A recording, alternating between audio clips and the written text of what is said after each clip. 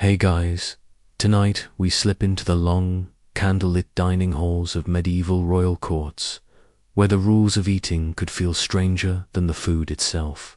The air is thick with the mingled smells of roasting meat, warm bread, and beeswax. Candles, their golden glow throwing trembling shadows on walls draped with faded tapestries. Footmen in liveried tunics glide silently between long wooden tables, refilling goblets, placing platters, and shooting the occasional glare at anyone about to commit a breach of etiquette. You probably won't survive this, at least, not without committing a food faux pas that could haunt your social standing for years. So, before you get comfortable, take a moment to like the video and subscribe, but only if you genuinely enjoy what I do here. And I'd love to know where you're listening from. So drop your location and local time in the comments. Now, dim the lights, maybe turn on a fan for that soft background hum, and let's ease into tonight's journey together. Your first surprise is waiting right in front of you. There's no plate. Instead, you've been given what looks like a very large, very tired piece of bread. This, in medieval courtly dining, is your trencher, a thick slice of stale bread, at least a day old, sometimes 2 or 3.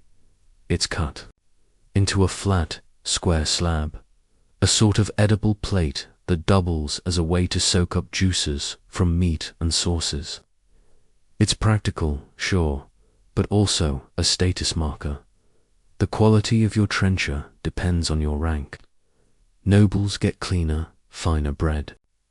Lower guests get coarser, darker loaves that might have been baked with barley or rye instead of white wheat. The idea is simply you place food on it, eat your meal, and then, well, you have choices. Some people eat their trencher at the end, sauce-soaked and meat-flavored. Others politely push it away to be given to servants or beggars waiting outside. But here's the catch. In some courts, not eating your trencher could be interpreted as an insult to the cook. In others, eating it meant you were poor or greedy. Historians still argue whether these expectations were formal rules or more like unspoken cultural codes, but either way, you're playing a delicate game, and the bread itself isn't always, shall we say, fresh. Stale bread holds up better under heaps of stew and meat. But after a few hours of absorbing goose, fat, and gravy, it starts to collapse into a soggy sponge. You can try cutting off small pieces with your eating knife, because yes, you've brought your own knife.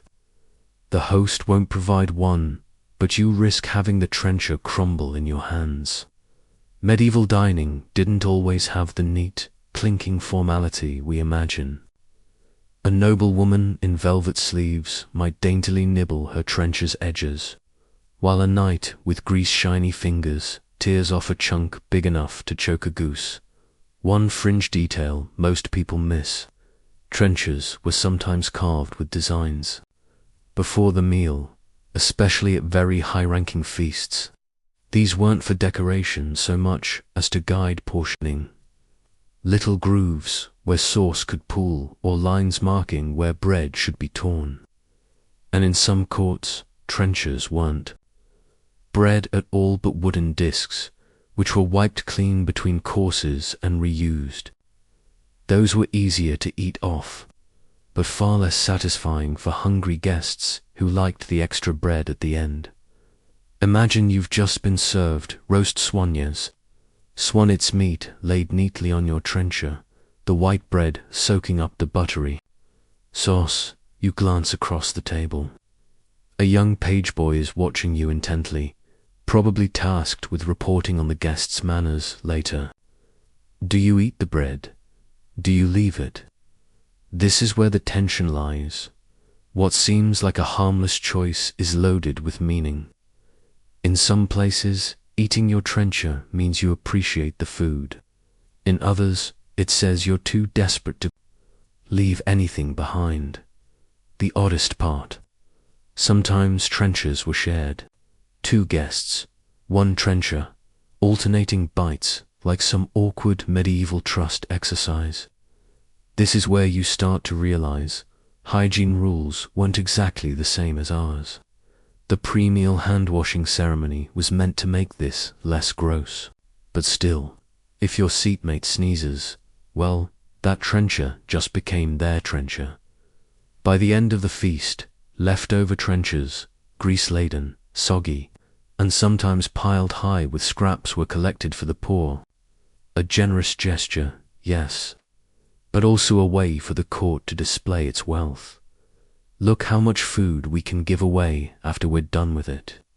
Some accounts suggest that the bread would be piled into baskets and carried to the gates, where hungry townsfolk waited for a taste of the royal table. Others hint at a more cynical reality. Much of it ended up fed to dogs or pigs. So, here you sit, your trencher now more sauce than bread, your fingers slick with fat, your cup dangerously close to empty, which, as you'll see later, is its own dangerous rule to break. The servants are already clearing platters from the upper table, where the king and his inner circle dine on finer meats and better trenchers.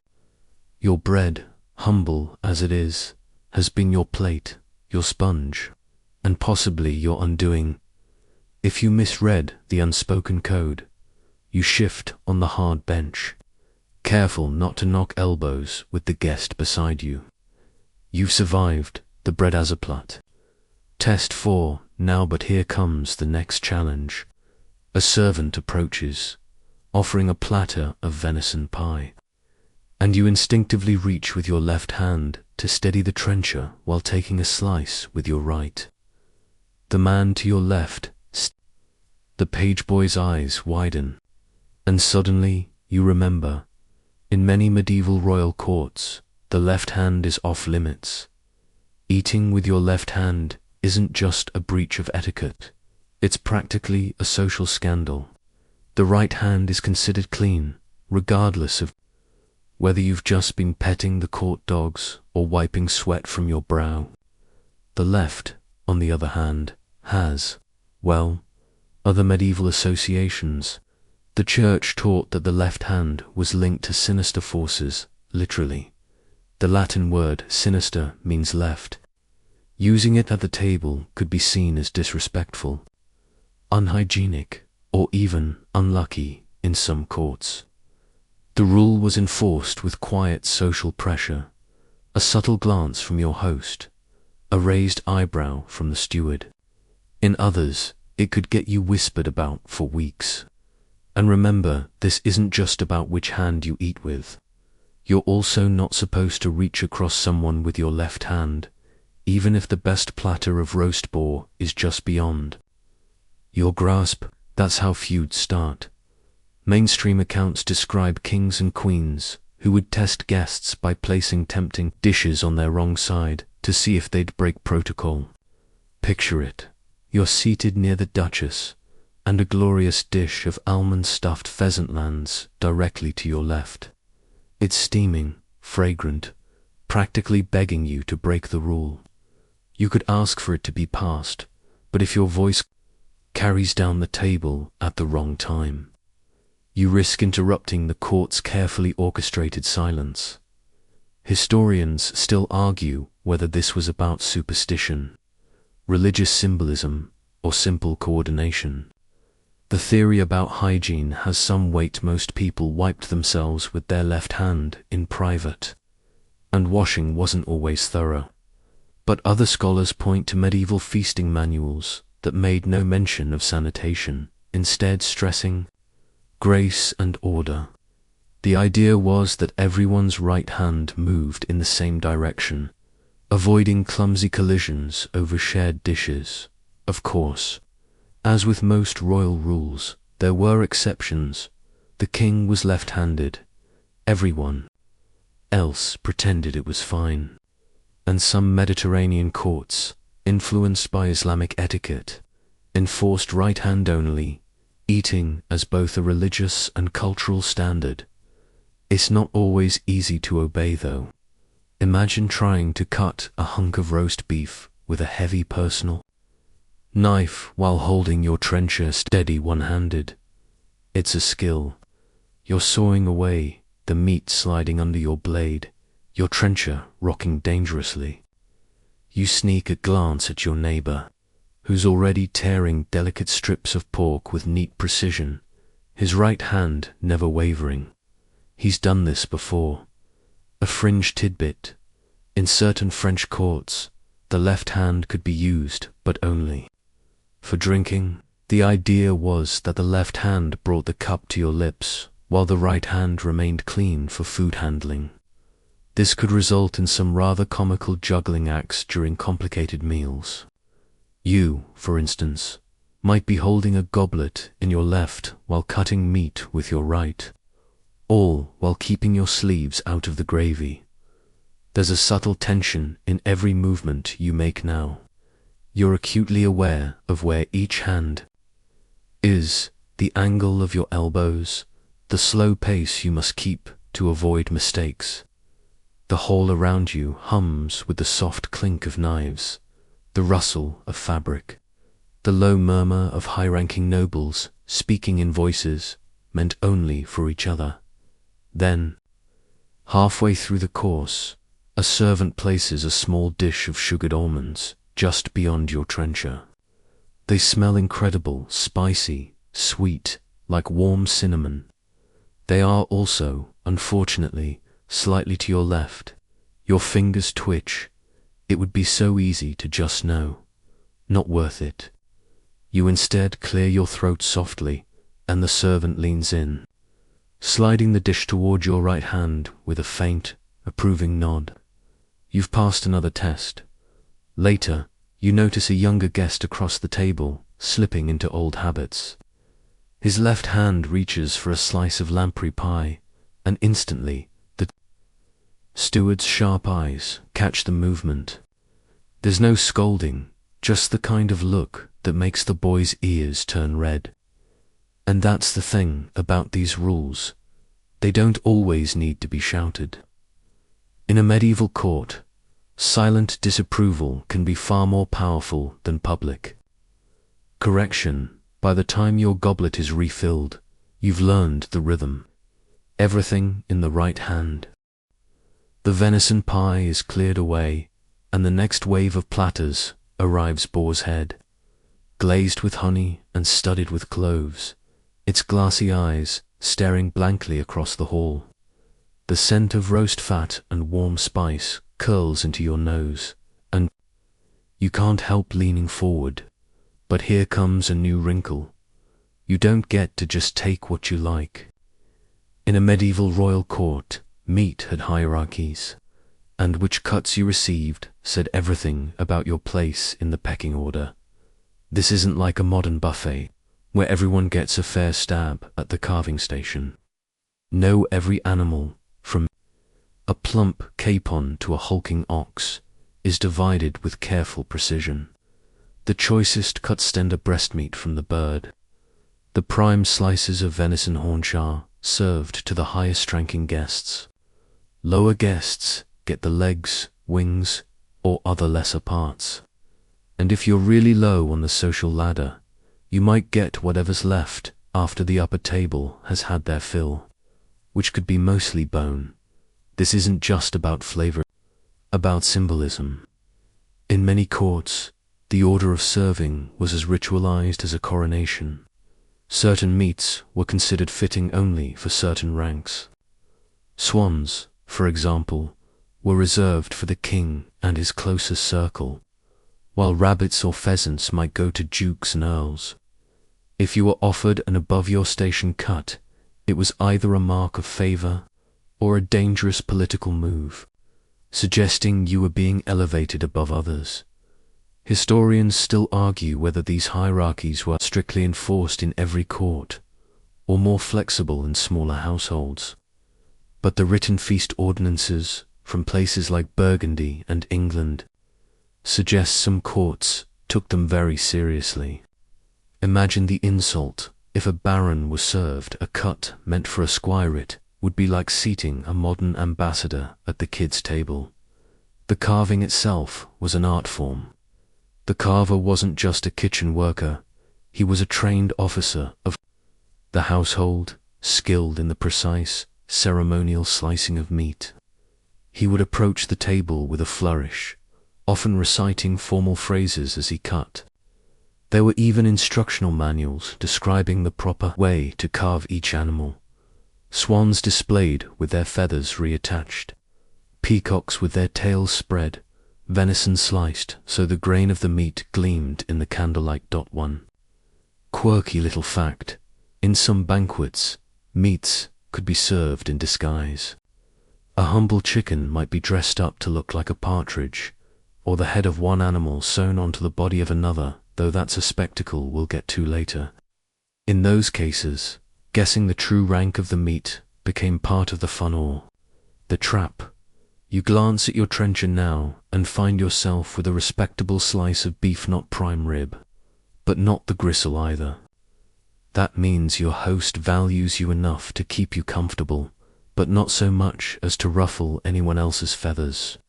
You chew slowly, conscious of the arrangement on the upper dais where the king's portion gleams under the flicker of chandeliers. The fat still sizzling at the edges. There's another rule hidden in all this. You don't ask for a different cut, ever. If you get what you're given, you eat it with grace. Pushing a piece aside or fishing for a better bit can be read as criticism, which is never a good look when the cook is standing 3 feet away with a carving knife, the length of your forearm. Sometimes the rules get even stranger. In certain courts, meat from particular animals was forbidden entirely to specific people. Pregnant women, for instance, might be told to avoid certain fish or hot meats, like pork, based on the medieval theory of humors. Others were denied certain game animals because of hunting rights. If you weren't allowed to hunt deer, you weren't allowed to eat the best cuts either. From your seat, you watch as the carver presents the boar's head to the king with a deep bow, then begins slicing smaller portions for the highest guests.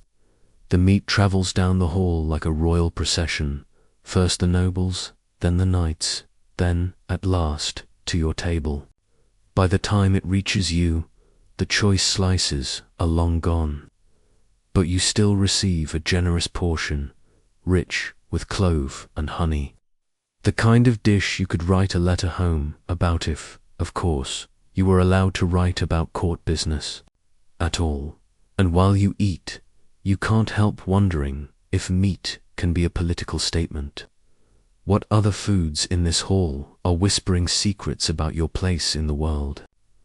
The hall is warmer now, the fires in the great hearth roaring as more dishes appear, platters of shimmering fish, their silver scales catching the candlelight, delicate sauces pooling at their sides. But before you reach for a serving, you notice something odd. Only certain guests are taking fish tonight. Others are politely refusing, their hands folded in their laps. You're about to learn one of the more perilous rules of medieval royal dining. The calendar could decide what you were allowed to eat. In many courts, this meant strict observance of fish days, especially those mandated by the church. Fridays were nearly always meatless, as were the long stretches of Lent, Advent, and various saints' days scattered like confetti through the year. On those days, meat from land animals was off the table entirely, replaced by fish, shellfish, and occasionally amphibian Z's. Frogs counted as fish under these rules. But here's where it gets tricky. Even outside these periods, some noble households had private calendars, layering extra rules on top of the church's schedule. Eating the wrong thing on the wrong day could be seen as impious, or worse, as a deliberate slight to your host's devotion. Historians still argue whether these added bans were about genuine religious fervor or simply a way for hosts to flaunt their wealth by serving rare delicacies in odd seasons. For example, in some courts, trout was only served on certain feast days, not because it was forbidden otherwise, but because catching and transporting it fresh required so much expense that it became a statement dish. Now imagine this. It's a Tuesday in late spring, and you've been offered a gleaming roasted trout. You're halfway to taking it before you remember this court observes the feast of Saint Honoritus today, and meatless rules are in effect. Trout is allowed, yes, but not for you. Only those at the upper table, marked by rank or special privilege, get to indulge in this course. You withdraw your hand quickly, pretending to be distracted by a passing servant. The logic can get absurd. In one royal household, beaver tail was served during Lent because the church classified beavers as aquatic animals. Elsewhere, barnacle geese were eaten on fish days under the peculiar belief that they hatched from driftwood rather than being born like other birds. This meant they weren't technically meat in the eyes of medieval theology. You can almost hear the loophole hunting conversation at the high table. Even when fish is allowed, the way it's served can be full of coded meaning. A whole fish, head and tail intact, might go to the most honored guest at your table, symbolizing completeness and good fortune. Lower-ranking guests might get slices from the belly or tail, each portion chosen deliberately by the carver. Accepting the wrong piece or asking for more could mark you as greedy or ignorant of courtly ways. There's also the danger of breaking a fasting rule without even realizing it. Imagine biting into a rich pie, only to learn the filling was minced venison rather than eel.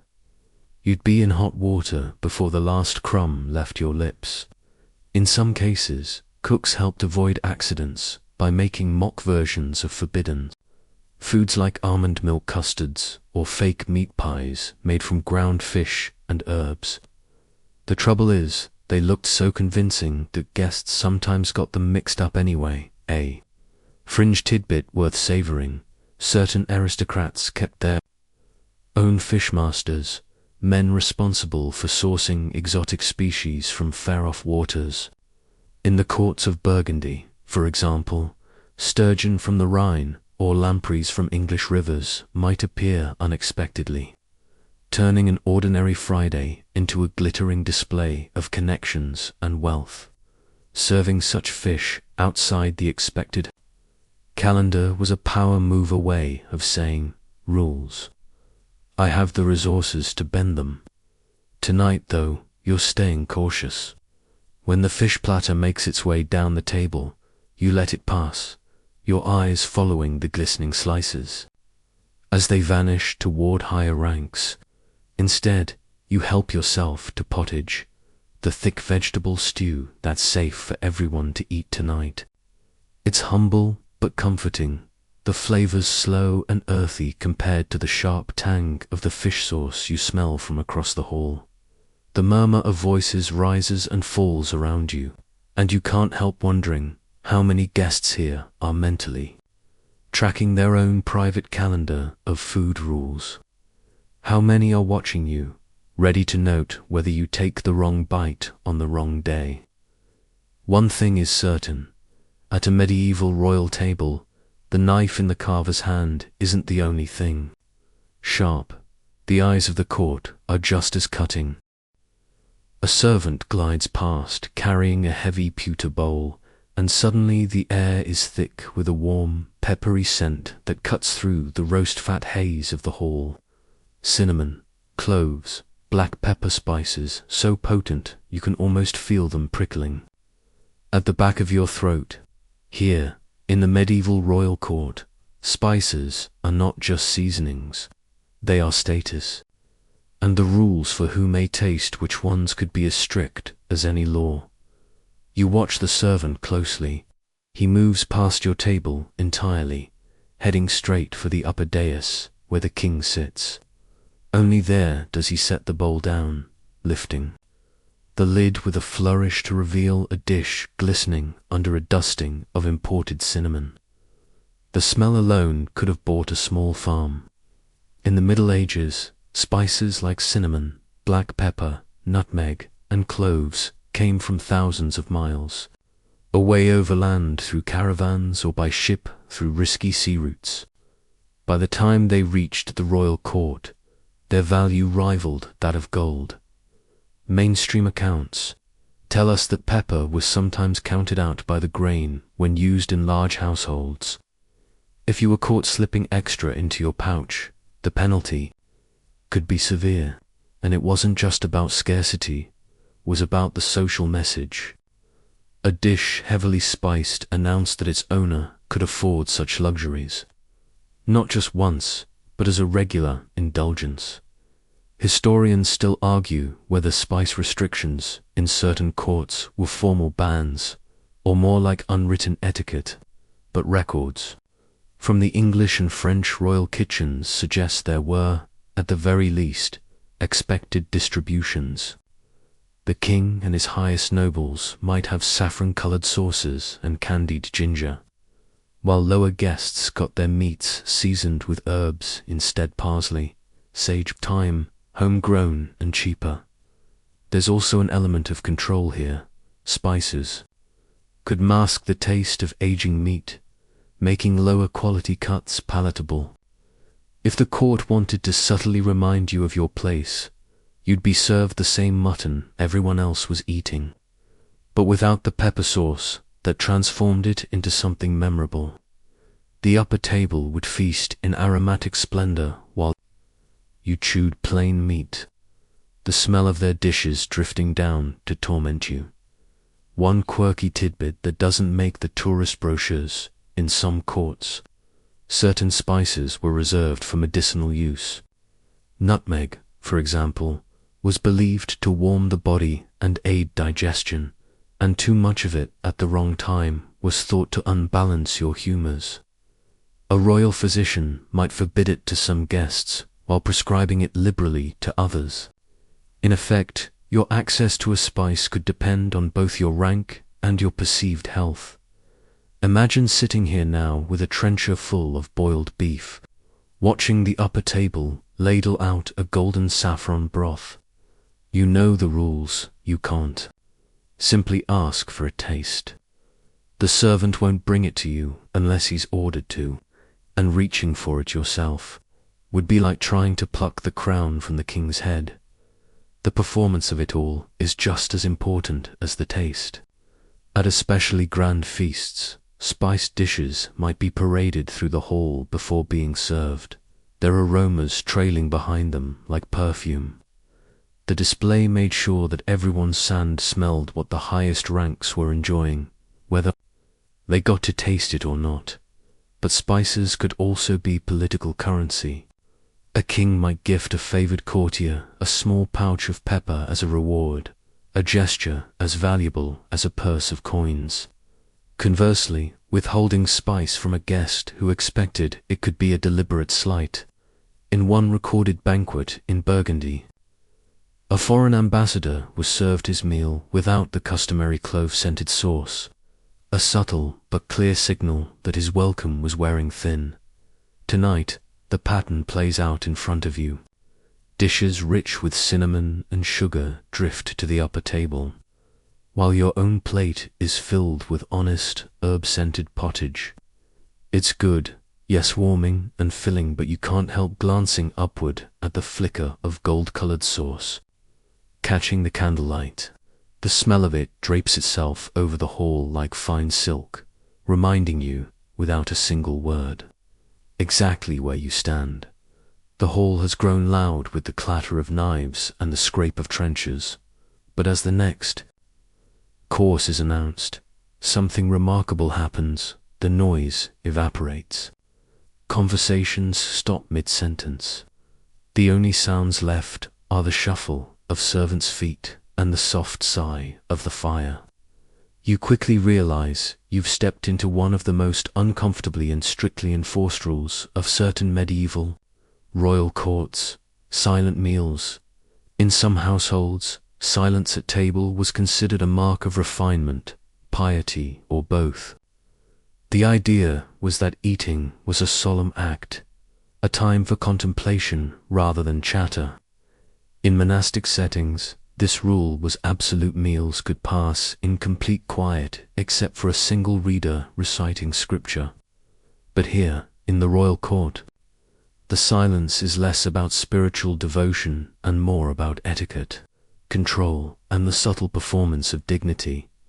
Mainstream accounts suggest that the rule wasn't always total.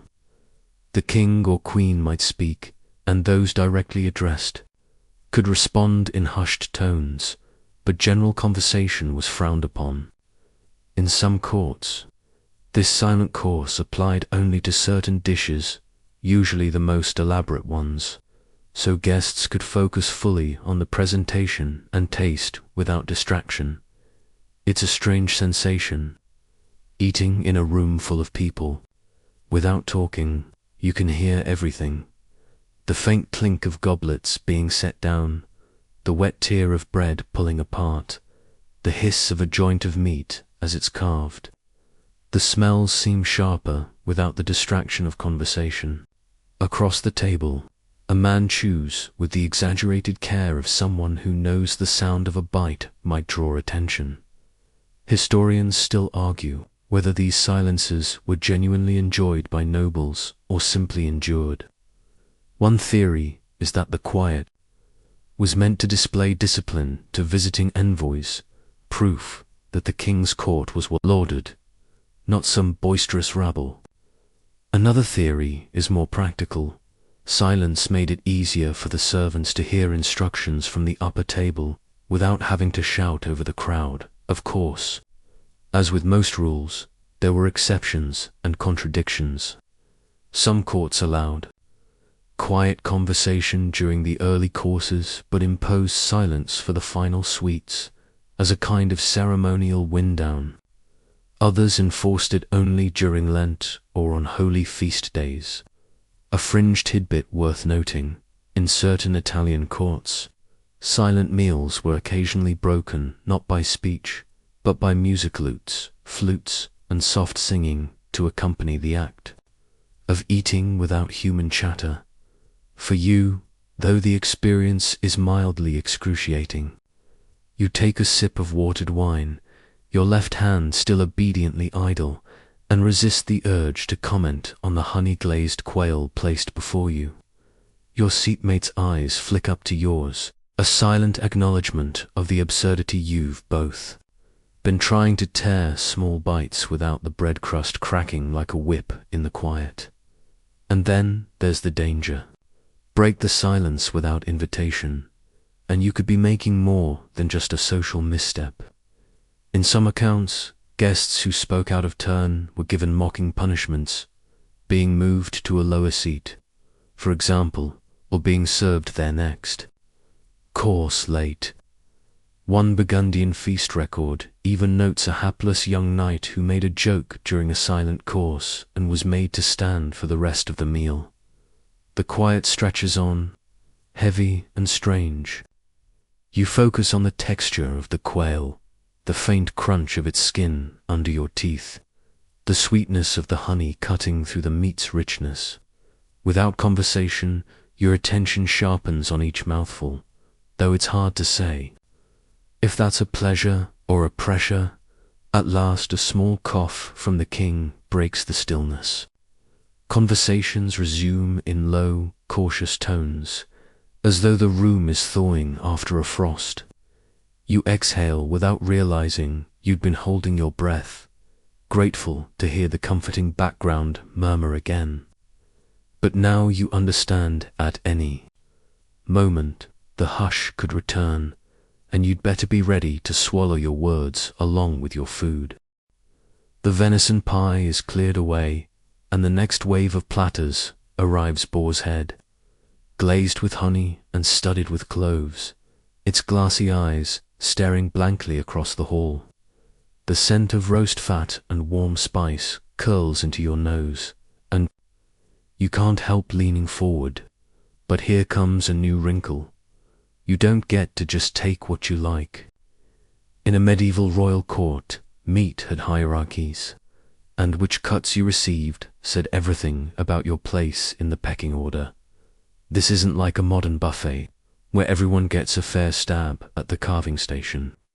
No, every animal, from a plump capon to a hulking ox, is divided with careful precision. The choicest cuts tender breast meat from the bird. The prime slices of venison haunch are served to the highest-ranking guests. Lower guests get the legs, wings, or other lesser parts. And if you're really low on the social ladder, you might get whatever's left after the upper table has had their fill, which could be mostly bone. This isn't just about flavor, about symbolism. In many courts, the order of serving was as ritualized as a coronation. Certain meats were considered fitting only for certain ranks. Swans, for example, were reserved for the king and his closest circle, while rabbits or pheasants might go to dukes and earls. If you were offered an above-your-station cut, it was either a mark of favor or a dangerous political move, suggesting you were being elevated above others. Historians still argue whether these hierarchies were strictly enforced in every court, or more flexible in smaller households. But the written feast ordinances from places like Burgundy and England suggest some courts took them very seriously. Imagine the insult if a baron was served a cut meant for a squirette would be like seating a modern ambassador at the kids' table. The carving itself was an art form. The carver wasn't just a kitchen worker, he was a trained officer of the household, skilled in the precise, ceremonial slicing of meat. He would approach the table with a flourish, often reciting formal phrases as he cut. There were even instructional manuals describing the proper way to carve each animal. Swans displayed with their feathers reattached, peacocks with their tails spread, venison sliced so the grain of the meat gleamed in the candlelight. One quirky little fact: in some banquets, meats could be served in disguise. A humble chicken might be dressed up to look like a partridge, or the head of one animal sewn onto the body of another, though that's a spectacle we'll get to later. In those cases, guessing the true rank of the meat became part of the fun or the trap. You glance at your trencher now and find yourself with a respectable slice of beef, not prime rib, but not the gristle either. That means your host values you enough to keep you comfortable, but not so much as to ruffle anyone else's feathers. You chew slowly, conscious of the arrangement on the upper dais where the king's portion gleams under the flicker of chandeliers, the fat still sizzling at the edges. There's another rule hidden in all this. You don't ask for a different cut, ever. If you get what you're given, you eat it with grace. Pushing a piece aside or fishing for a better bit can be read as criticism, which is never a good look when the cook is standing 3 feet away with a carving knife, the length of your forearm. Sometimes the rules get even stranger.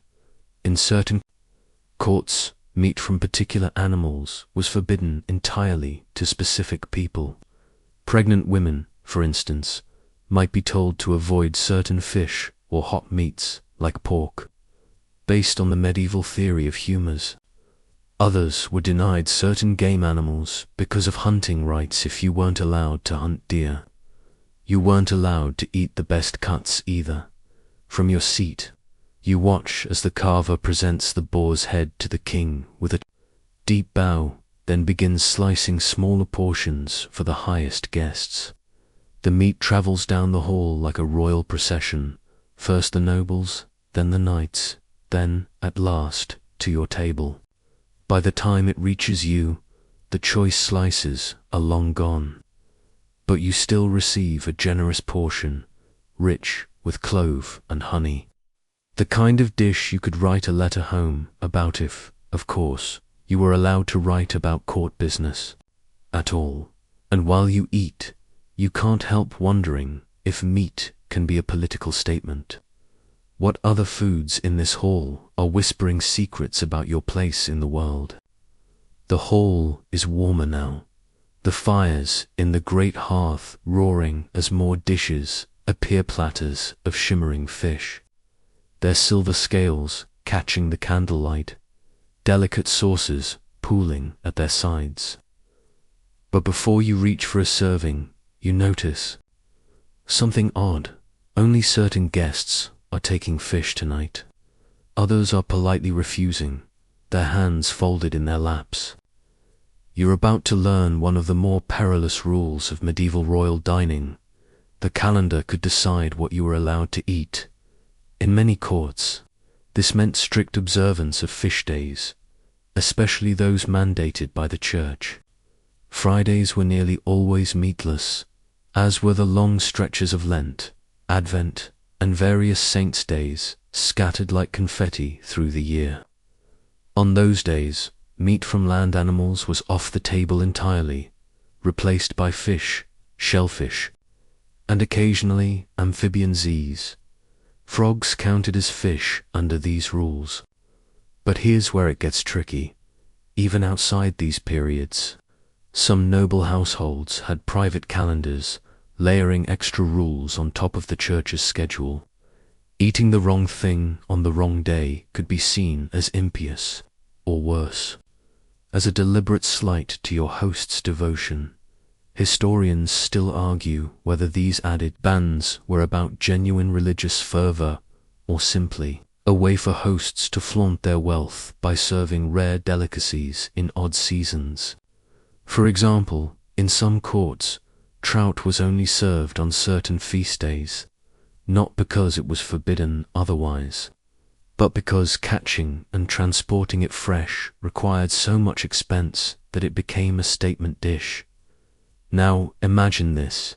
It's a Tuesday in late spring, and you've been offered a gleaming roasted trout. You're halfway to taking it before you remember this court observes the feast of Saint Honoritus today, and meatless rules are in effect. Trout is allowed, yes, but not for you. Only those at the upper table, marked by rank or special privilege, get to indulge in this course. You withdraw your hand quickly, pretending to be distracted by a passing servant. The logic can get absurd. In one royal household, beaver tail was served during Lent because the church classified beavers as aquatic animals. Elsewhere, barnacle geese were eaten on fish days under the peculiar belief that they hatched from driftwood rather than being born like other birds. This meant they weren't technically meat in the eyes of medieval theology. You can almost hear the loophole hunting conversation at the high table.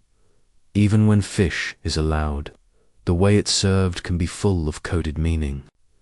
A whole fish, head and tail intact, might go to the most honored guest at your table, symbolizing completeness and good fortune.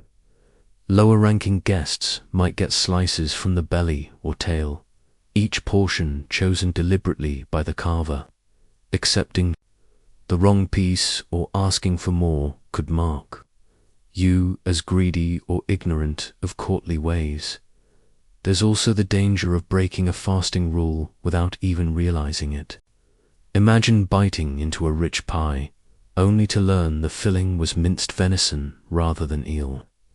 You'd be in hot water before the last crumb left your lips. In some cases, cooks helped avoid accidents by making mock versions of forbidden foods like almond milk custards or fake meat pies made from ground fish and herbs. The trouble is, they looked so convincing that guests sometimes got them mixed up anyway. A fringe tidbit worth savoring: certain aristocrats kept their own fishmasters, men responsible for sourcing exotic species from far-off waters. In the courts of Burgundy, for example, sturgeon from the Rhine or lampreys from English rivers might appear unexpectedly, turning an ordinary Friday into a glittering display of connections and wealth. Serving such fish outside the expected calendar was a power move away of saying rules. I have the resources to bend them. Tonight, though, you're staying cautious. When the fish platter makes its way down the table, you let it pass, your eyes following the glistening slices. As they vanish toward higher ranks, instead, you help yourself to pottage, the thick vegetable stew that's safe for everyone to eat tonight. It's humble but comforting, the flavors slow and earthy compared to the sharp tang of the fish sauce you smell from across the hall. The murmur of voices rises and falls around you, and you can't help wondering how many guests here are mentally tracking their own private calendar of food rules. How many are watching you, ready to note whether you take the wrong bite on the wrong day. One thing is certain, at a medieval royal table, the knife in the carver's hand isn't the only thing. Sharp, the eyes of the court are just as cutting. The moment the silence lifts, you think the strangeness is over, but as the next platter makes its way down the table, you realize another rule is about to take center stage, one that is subtler, yet every bit as unyielding.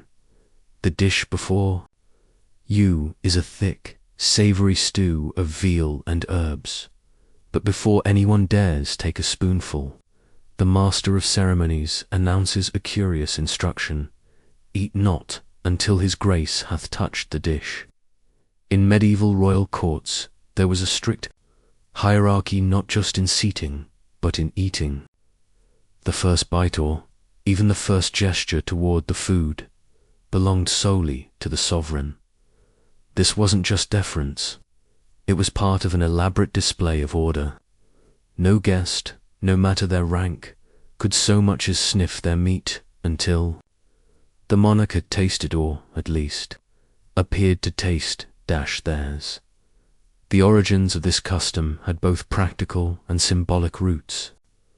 On the practical side, in a time when poison was a real concern, the king's food would be tasted by a trusted servant before reaching him.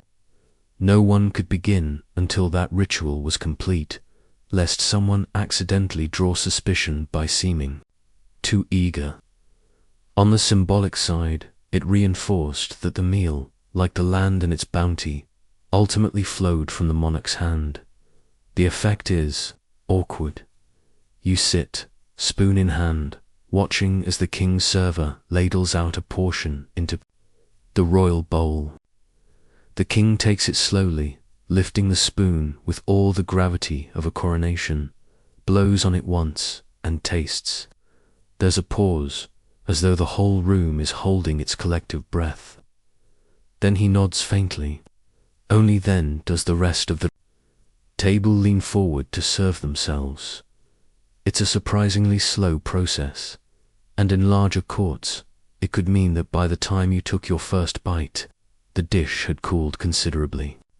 Some accounts suggest this was intentional, another way to emphasize that eating was not about satisfying hunger quickly, but about ritual, patience, and the performance of rank. The rule extended to more than just the first bite. In some courts, guests could not even touch certain delicacies until the monarch had signaled that portion of the meal was officially open. You might find yourself staring at a glistening boar's head for 15 minutes while awaiting the royal nod. Breaking this order of service was one of the fastest ways to embarrass yourself, and in certain settings, it could be interpreted as a veiled challenge to the monarch's authority. Chroniclers tell of overeager envoys who helped themselves too soon and were promptly ignored for the remainder of their stay on icy. Silent punishment worse than open scolding. You try to imagine living like this day after day, year after year. Meals are no longer simply about eating. They are a series of choreographed pauses, cues, and approvals. The smallest gesture, picking up a knife too soon, touching the bread before grace, is a potential breach of etiquette tonight. You wait as the signal travels down the table like a ripple. First the king, then his immediate family, then the highest-ranking nobles. And finally, at your place, the signal reaches you in the form of a polite nod from the server. You scoop a spoonful into your bowl and taste. The veal is tender and fragrant, but there's a faint, bitter undertone, perhaps from the long wait. Perhaps from the realization that in this court, your stomach is not the one in charge. You glance at the next platter being brought out: roasted swan, its long neck elegantly arched and feathers restored in decorative display, and wonder how long it will sit before the king's first bite grants you permission to eat again. The roasted swan glides toward the head of the table, borne on a polished silver tray by two servants moving in perfect unison. Its neck is curved as though still alive, the feathers reattached for presentation and dusted with gold leaf so that each plume shimmers in the torchlight. It is magnificent and entirely untouchable until the royal signal is given. You can smell it from where you sit, a rich blend of cinnamon, cloves, and ginger, the hallmarks of costly imported spices from far-off ports. In a world where most people's seasoning came from salt and herbs grown in their own gardens, this aroma alone announces wealth. But here, the smell is just another form of temptation, a reminder that you must wait, and waiting is part of the show. That this time, however, there's another twist. Before the king can taste the swan, the court's appointed transient, the master carver, steps forward. He is dressed almost as finely as a noble, in richly dyed velvet, his hands gloved in thin kid leather. His role is not to feed the king, but to turn the act of cutting into a performance worth watching. With a long, narrow knife, he begins to slice the air around the swan, demonstrating his precision before steel ever touches flesh. Each movement is slow, deliberate, and meant to display both skill and respect. In some courts, this was as much about art as utility. The carver could be trained for years in gestures, flourishes, and the poetic names for each cut. To slice too quickly or without grace was to dishonor the dish, the chef, and by extension, the monarch. You notice something else. He does not cut with the blade vertical, as one might at home, but with careful, sweeping motions that allow the audience to watch the meat parts smoothly, revealing pale, steaming flesh beneath. He separates the bird into symmetrical portions: breast, wing, thigh, arranging them neatly on the platter. Only when the carving is complete and the presentation deemed suitable does the server carry a portion to the king's plate. There's a brief pause as the royal taster steps forward. He takes a fork to prongs, more tool than ornament, and spears a morsel from the king's serving. Without a word, he eats it. His expression does not change. He swallows, bows, and steps back. Only then does the king take his own bite. The ripple of motion begins again. Guests lean forward, servants step in, portions are served. But before you can so much as touch your knife, you hear the voice of the maître d'hôtel calling out another reminder: mind the order of courses. In this court, as in many across medieval Europe, you were not free to decide what you ate first. Dishes came in a rigid sequence, with certain meats never to be eaten before certain fish, certain pies reserved for the final subtlety rather than the main meal. Serving swan before smaller fowl was unusual. It signaled that tonight's feast was not about following old order, but about showcasing rarity. Still, breaking other course rules was forbidden. To eat from the next platter before finishing your portion of the swan would be seen as impatience, perhaps even a slight against the kitchen's design. The rules around courses could be elaborate. Some courts served up to 6 in a single feast, each one containing multiple dishes, and guests were expected to at least taste each offering before it was cleared. Leaving a course untouched could send an unintended insult, implying that the dish or the host was unworthy of your attention. By the time the swan reaches you, the skin is lukewarm, the gold leaf dimmed. Still, the meat beneath is tender and sweet, its flavor unlike anything you've tasted before. You take a slow bite, savoring it, aware that every movement, the way you cut, the way you choose part of the night's silent performance, and as the platters are cleared away, you hear the servants announcing the next course. Lampreys in wine.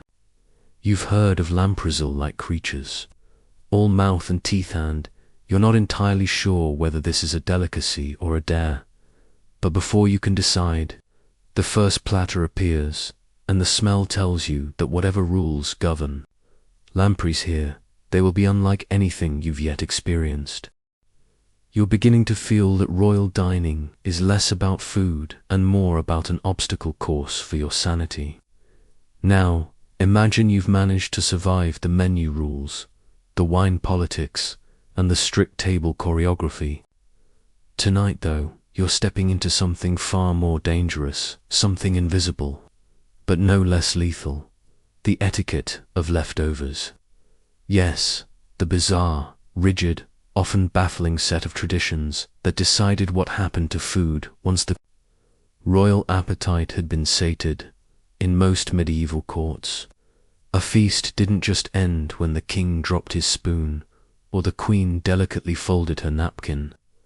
Oh no, the real game began when the plates were cleared. You might assume, modern logic speaking, that leftovers went to the kitchen staff, or maybe to feed the poor. And sometimes, yes, that was true. But in the intricate world of court protocol, leftovers were power. They could be gifts, bribes, insults, or even coded political messages. The royal voida system, the formal clearing of the table, was a performance in itself. Servants, often ranked in their own strict hierarchy, would approach the royal table in a precise sequence, collecting dishes and uneaten food according to their status. Certain meats, like swan or peacock, might only be handled by the higher-ranking ushers of the hall. If a lower-ranking servant dared to pick up the wrong platter, it wasn't just a breach of etiquette, it could be a career-ending offense. In England's Tudor court, for example, remains were sometimes claimed by the monarch's personal bodyguard or a trusted noble as part of their perks. These weren't scraps destined for a dog bowl, they were valuable, untouched portions of expensive roasts or delicate pastries. Think of it as the royal version of dibs, except backed by centuries of tradition and the occasional sword.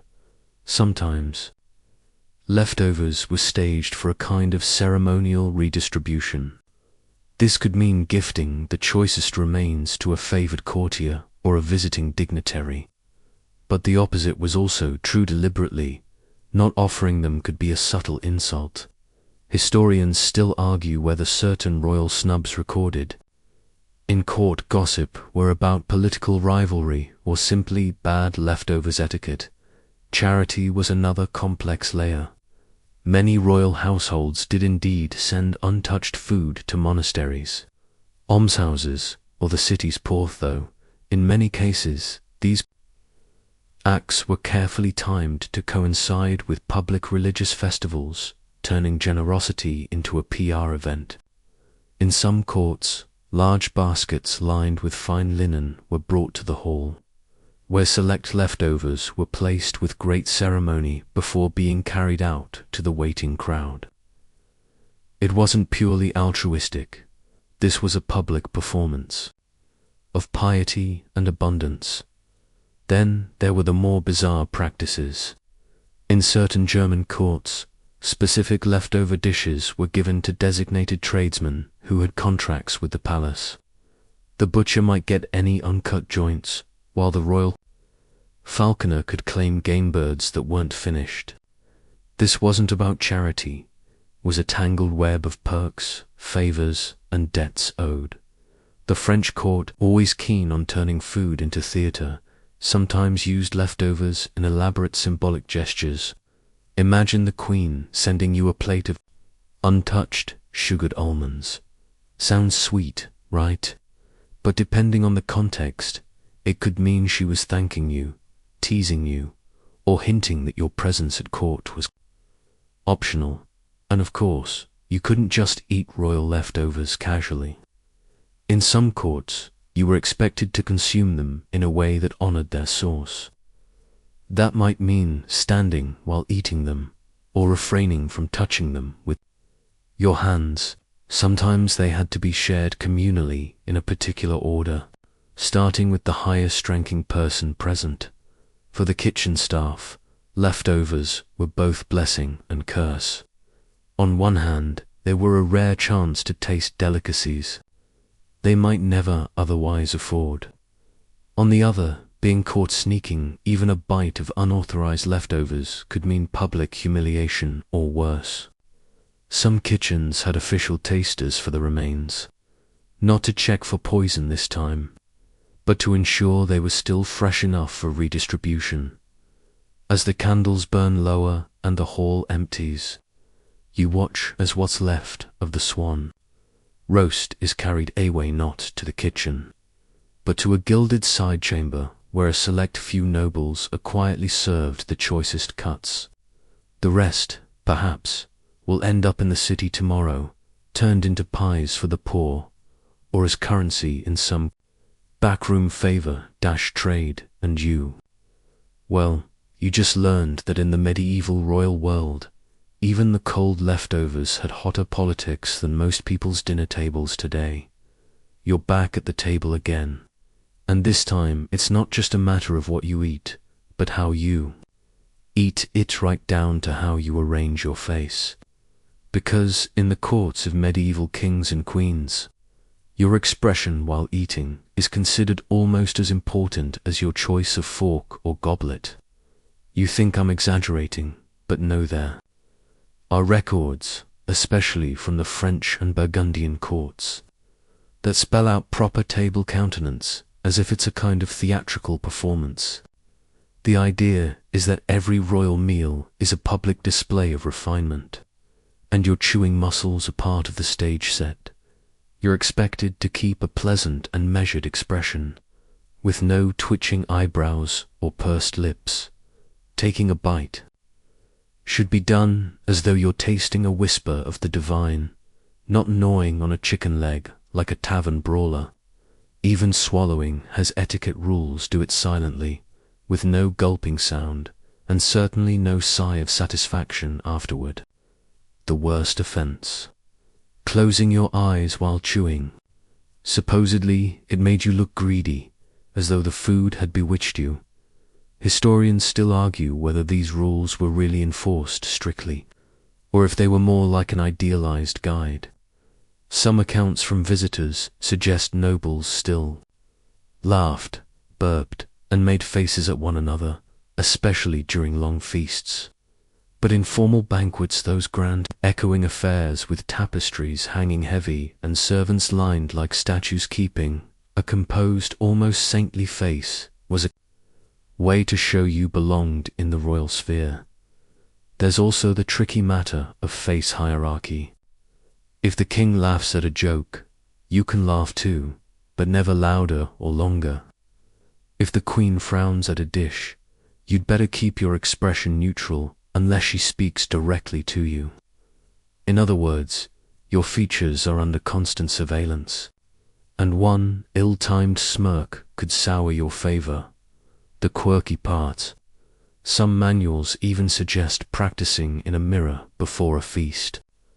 Yes, grown men and women, heirs to vast estates, standing in candlelit chambers, rehearsing how to look mildly pleased by the taste of swan PT. Of course, you might manage to keep a perfectly neutral face until something unexpected happens, like a cat leaping onto the table, or a jellied eel sliding dramatically off the platter.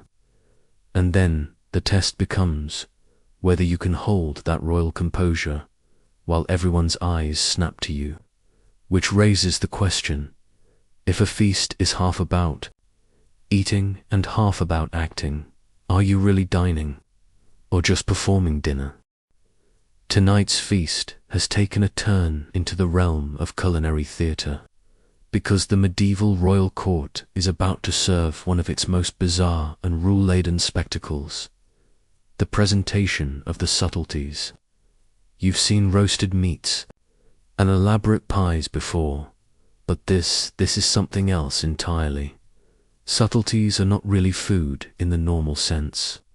They're edible art pieces, sculpted from sugar paste, almond marzipan, dyed dough, or even carefully painted jelly. Their purpose isn't to satisfy hunger, but to stun the eye and proclaim the magnificence of the host. The rules surrounding them are just as precise as those for meat carving or goblet handling.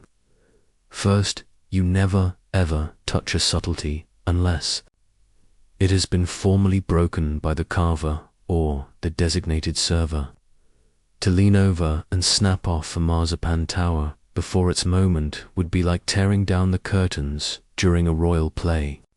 The subtlety is displayed first, often on a raised platter, and sometimes accompanied by music, poetry, or even a short skit acted by servants.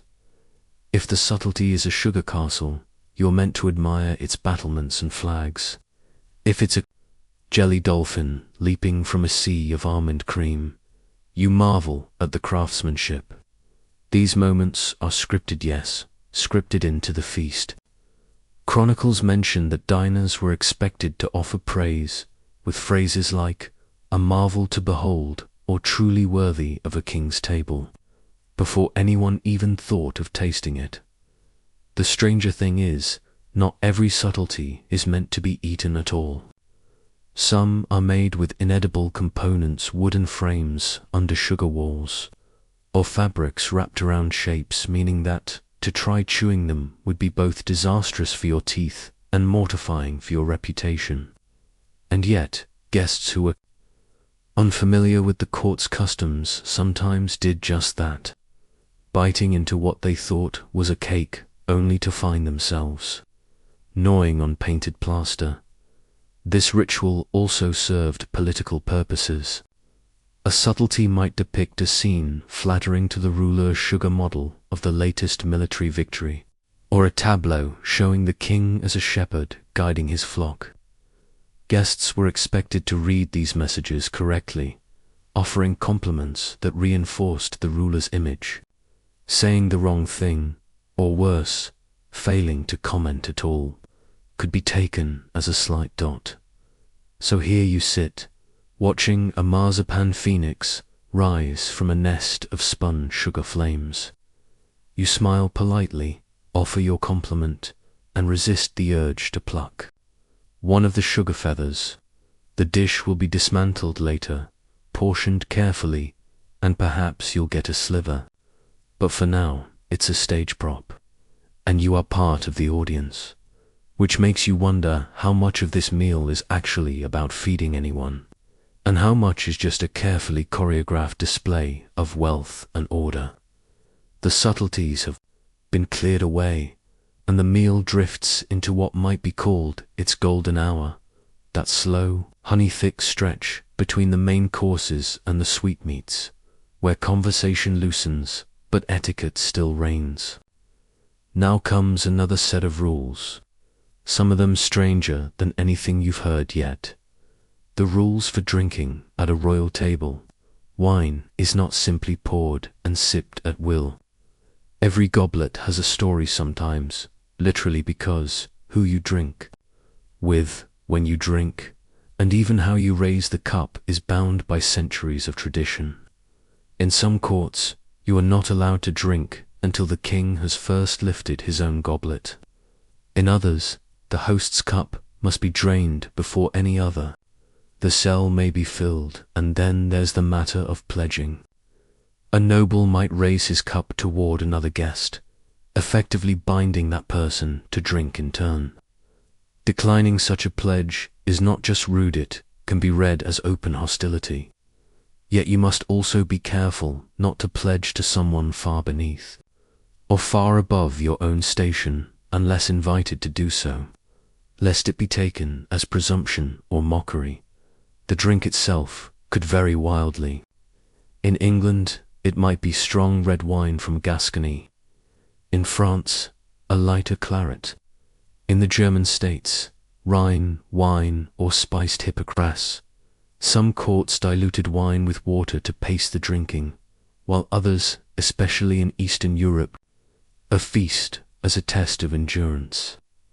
There, declining a refill might prompt a servant to simply refill it anyway, a silent warning that you will keep pace with the rest or suffer the shame of leaving your cup untouched.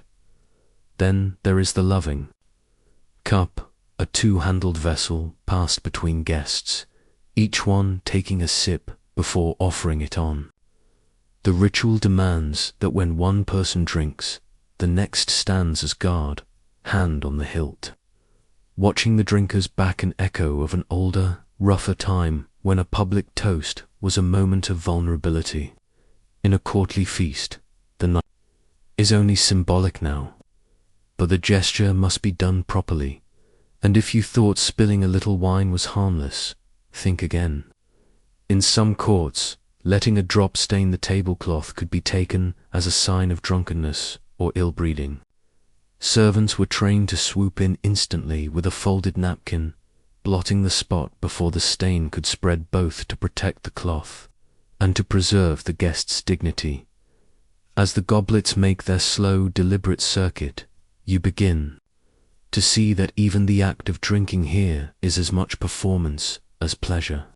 Every raise of the cup, every shared sip, is another step in a carefully choreographed dance of loyalty, hierarchy, and spectacle, and somewhere beyond the whole.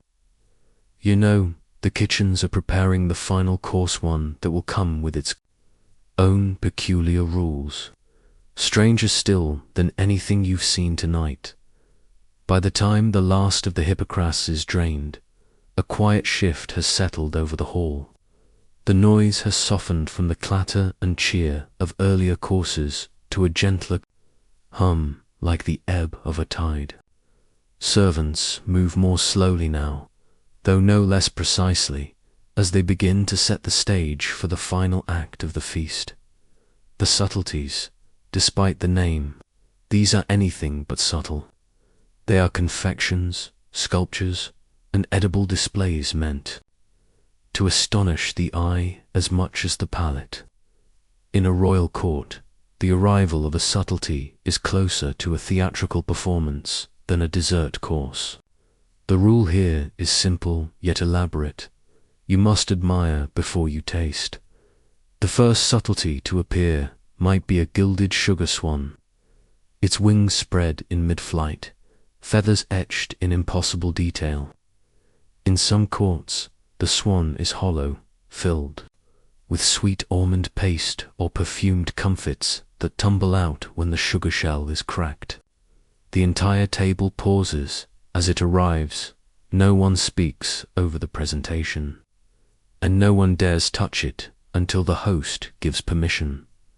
In France and Burgundy, subtleties could be allegory scenes from a recent victory, a moral fable, or even a sly political message. A sugar castle might bear the banners of a conquered enemy. A marzipan knight might be posed kneeling before a marzipan queen.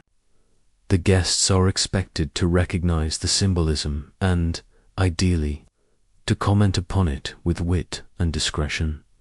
Sometimes the subtleties are edible. Illusions, a pie that looks like a roasted boar's head, or a fish that, when cut open, reveals tiny, candied birds inside.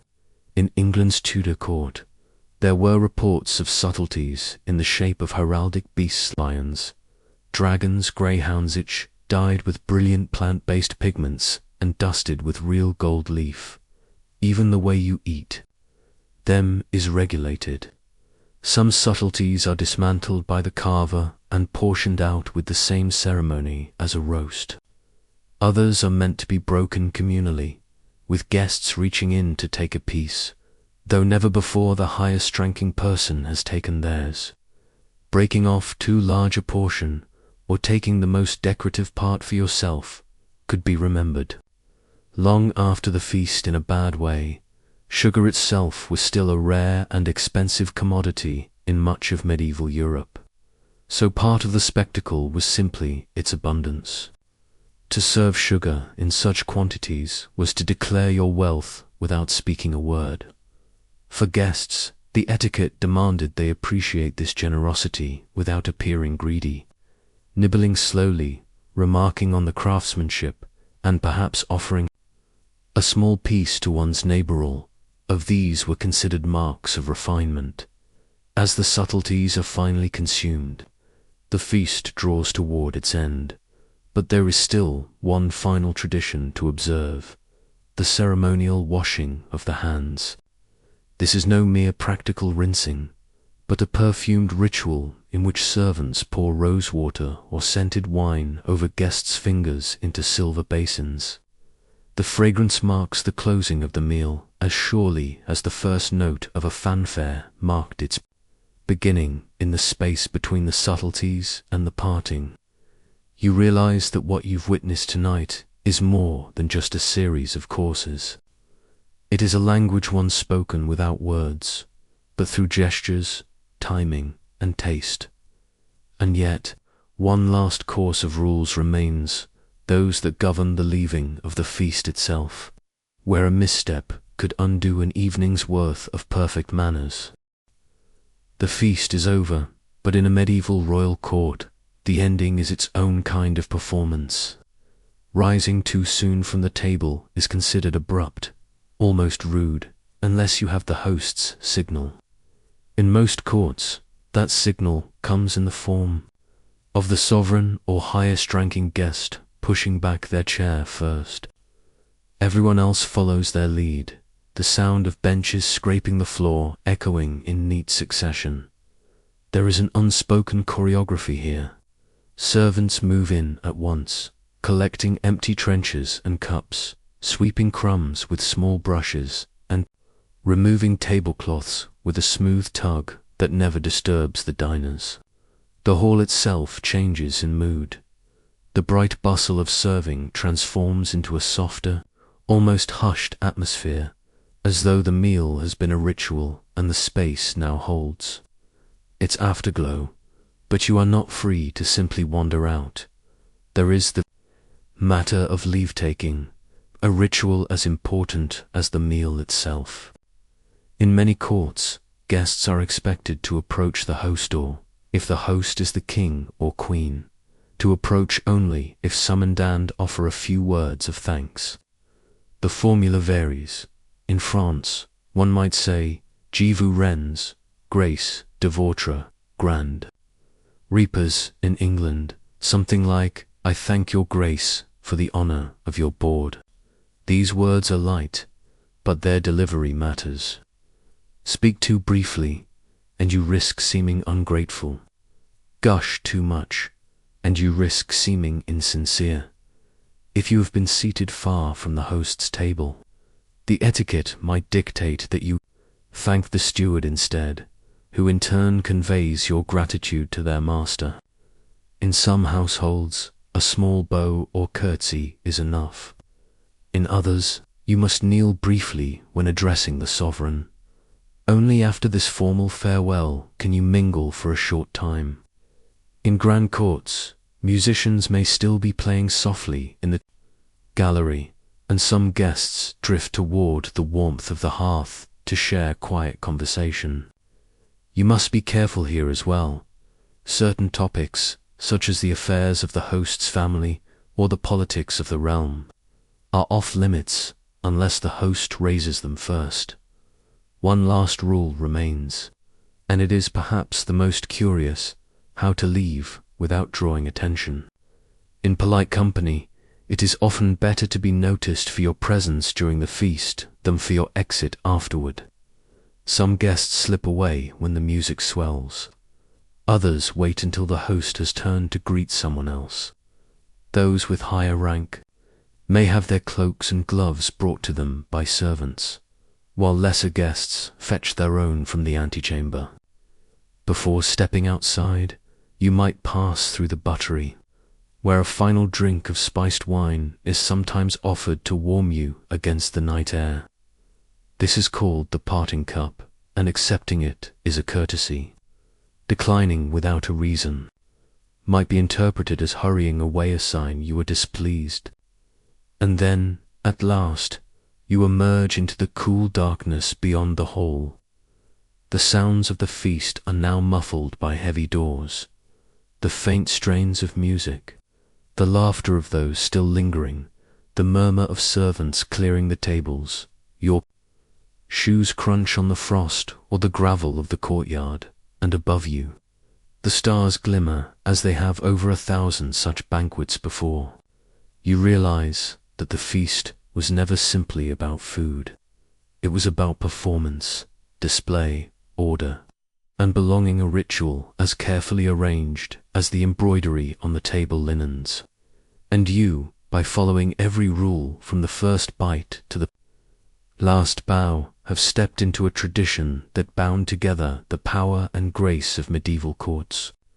In the silence of the night, you think of the next time you will be invited, and the subtle weight of knowing that now you are expected to remember every single rule.